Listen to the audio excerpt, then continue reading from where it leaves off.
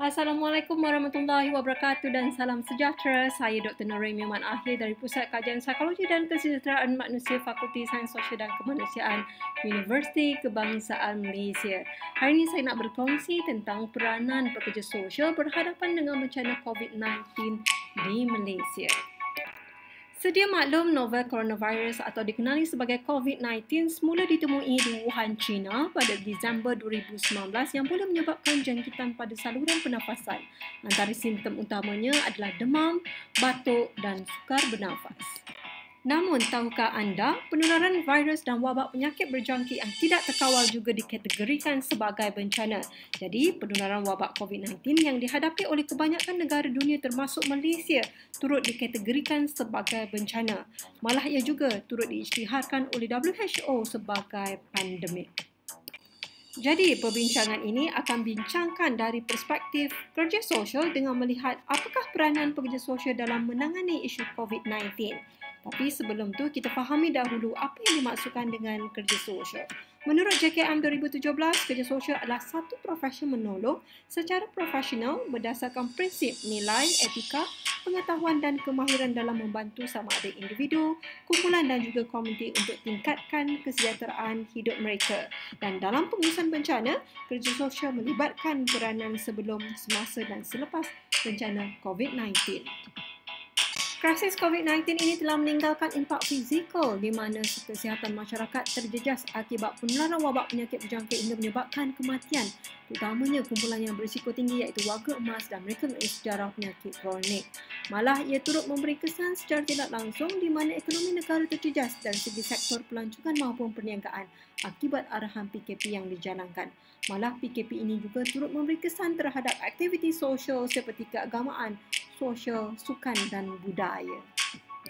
Selain impak fizikal, bencana COVID-19 turut memberi kesan psikologikal kepada seluruh masyarakat termasuk pesakit COVID-19 sendiri yang mengalami konflik emosi antara hidup dan mati, petugas yang terpaksa bertugas sepanjang masa sehingga mengalami burnout ataupun mental breakdown, dan tidak dinafikan juga masyarakat awam turut mengalami kesan psikologikal di mana terpaksa menjalani rutin harian yang berbeza yang tidak pernah dialami sebelum ini.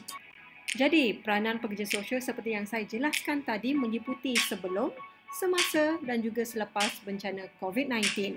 Untuk sebelum krisis COVID-19, pekerja sosial berperanan dengan memfokuskan kepada aktiviti kesiapsiagaan iaitu memastikan masyarakat bersedia berhadapan dengan bencana COVID-19 melalui psycho-education yang disampaikan secara berterusan sama ada melalui platform media sosial seperti Facebook, Instagram dan Twitter ataupun maklumat digital seperti mesej WhatsApp dan juga Telegram. Ini selari dengan perkembangan 4IR.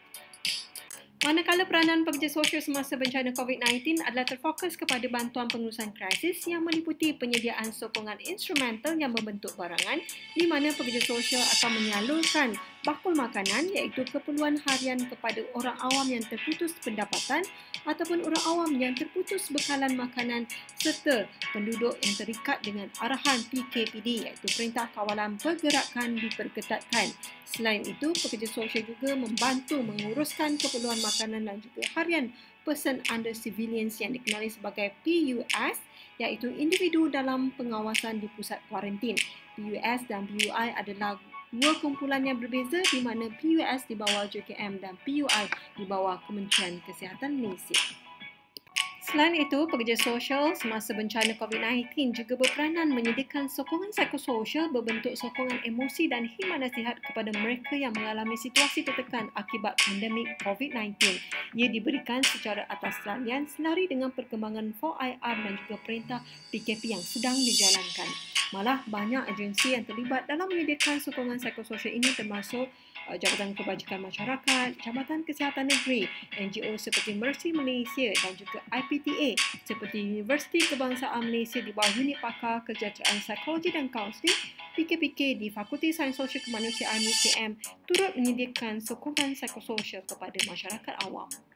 Dan akhir sekali adalah peranan pekerja sosial selepas bencana COVID-19 iaitu melibatkan aktiviti pemulihan dan pembangunan semula yang dapat dilaksanakan melalui dasar dan polisi awam yang berkaitan, pendidikan komuniti dan juga sokongan pemulihan seperti program pemulihan ekonomi digital untuk OKU, Ibu Tunggal dan B40, sokongan PE, khidmat nasihat dan juga program pendidikan kesihatan digital kepada warga emas.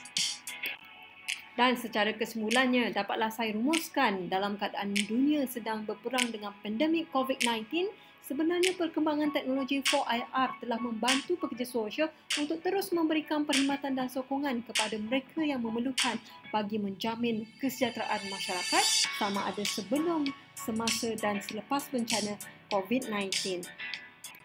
Dan saya kira itu sahaja dari saya. Sekian, terima kasih. Struggle is real. Together we stronger. Social worker, we care, we support. Sekian dari saya. Assalamualaikum warahmatullahi wabarakatuh dan salam sejahtera.